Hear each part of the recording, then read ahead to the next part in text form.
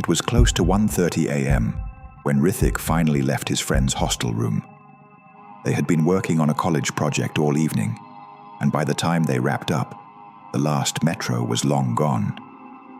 His college hostel was barely a 15-minute walk away, but it meant taking the old service lane behind the engineering block, a stretch students usually avoided at night. The streetlights often flickered or died completely, and stray dogs tended to gather there. But that night, fatigue overpowered caution. The moment he stepped onto the lane, he sensed the difference. The silence wasn't normal. Hyderabad nights usually carried a constant hum, a distant bike throttle, a pressure cooker whistle somewhere, a dog barking.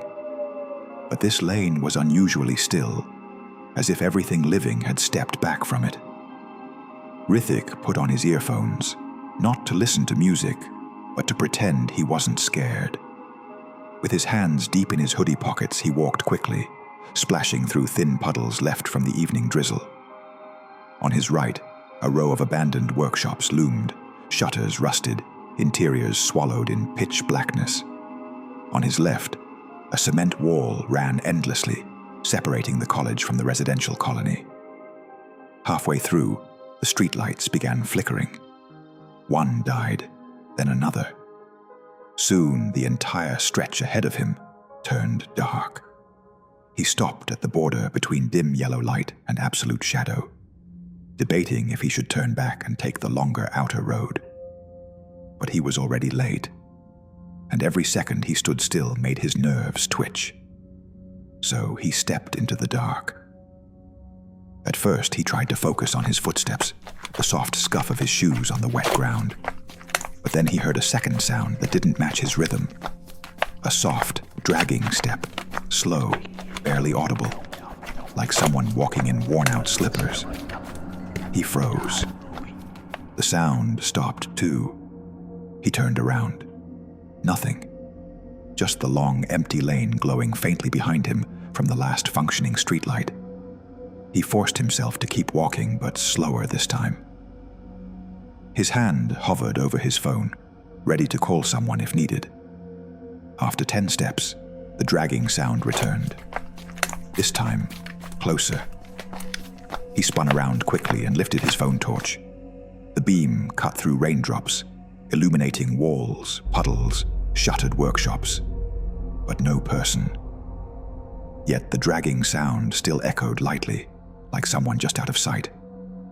Rithik's breath deepened. A thought crept in.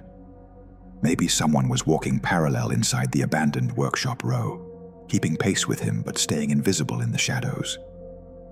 He aimed the torch inside one of the shops. The light revealed empty shelves, a broken stool, a torn calendar, and deeper darkness beyond. Nothing moved. He exhaled slowly and almost convinced himself it was just his imagination, until he saw something he hadn't before. A faint glint. It came from the workshop's interior. Not movement, but reflection, as if someone's eyes had caught the light for a split second and then vanished. He stepped back immediately, nearly slipping. Without thinking, he began walking faster. Not running, not yet, but fast enough that fear beat against his ribs. His ears strained for that dragging sound, but the lane had fallen silent again. When he reached the final bend toward his hostel gate, he felt relief wash over him. The guard room light glowed warm in the distance. He even laughed shakily at himself, relieved he had let fear control him. But just before he took the turn, his phone vibrated. A message from an unknown number, and the message froze his blood. Don't look behind. He'll run if you see him directly. Rithik's fingers trembled around the phone. His first instinct screamed to turn around. Another instinct pinned him to the ground. The message continued. Walk normally to your gate. He is watching how you react. Rithik swallowed so hard it hurt. Sweat ran cold down his spine. The lane suddenly felt like a trap. Too silent, too dark, too long, He typed shakily, "Who are you?" The reply came instantly. "He's been following you from the workshop line. Don't turn, just walk." His breath crashed. His throat tightened. He wanted to scream for the guard, but the message came again. "Don't shout. He moves fast when startled." Rithik wanted to believe it was a prank, but his senses screamed otherwise. The heaviness behind him, the prickling on his neck, the way the air seemed disturbed. Something was there. He forced himself to move. Each step felt like pushing through water. His knees weakened. A cold breeze brushed the back of his neck, and he almost turned, but he pressed forward. His hostel gate was 25 steps away. He counted silently. 24, 23. A soft scuff came from behind. 22, 21. His legs threatened to collapse. His skin crawled with phantom fingers. 20. His phone buzzed again. "Don't run. He follows running people." 19. 18. Rithik's heartbeat roared in his ears. 17. 16. 15. Another buzz. "Good. Keep going." 14. 13. The faint, warm glow of the guardroom felt like heaven. 12. 11. 10. He swallowed tears. 9. 8. 7. At 6 steps away, the message came again. "Once you cross the light, you're safe." He stepped into the bright area under the guardroom bulb, so suddenly he almost stumbled. The guard looked up lazily from his phone. "Late Ava, Rithik?" he asked casually. Rithik couldn't speak. His phone pinged one last time. "Now you can turn." Rithik spun around instantly. The lane behind him stretched silent and empty, glistening with rain. Nothing moved, nothing stood, nothing lingered. But something was wrong.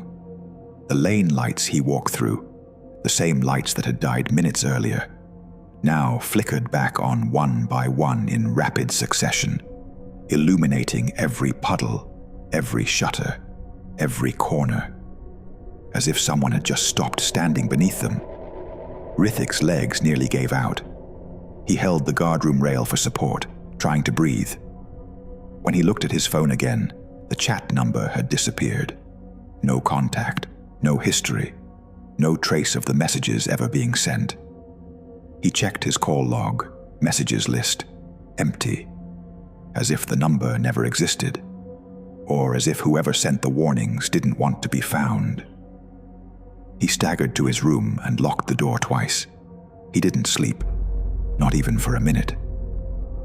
Every time he closed his eyes, he imagined soft, dragging footsteps behind him. Every whisper of wind felt like someone breathing over his shoulder. By morning, he decided to walk back to the workshop lane in daylight, just to reassure himself he had imagined it all. But when he reached the abandoned row, something made his stomach churn. Inside the first workshop, on the dusty floor, someone had drawn a thin line with wet mud. A long, footprint-shaped smudge. Only one. As if someone had dragged their foot along the floor while watching the lane. Rithik backed away immediately, heart thudding hard. Later that evening, the college group chat exploded with a new warning from the administration. Students are advised not to use the old workshop service lane after 9 p.m. Several security reports have been filed. Investigation ongoing. But no one talked about what they saw. No one had a description. No one had a name. And no matter how many times Rithik tried, he never recovered the number that sent him those messages. He just knew one thing. Whoever, or whatever, walked behind him that night preferred to follow people who walked alone.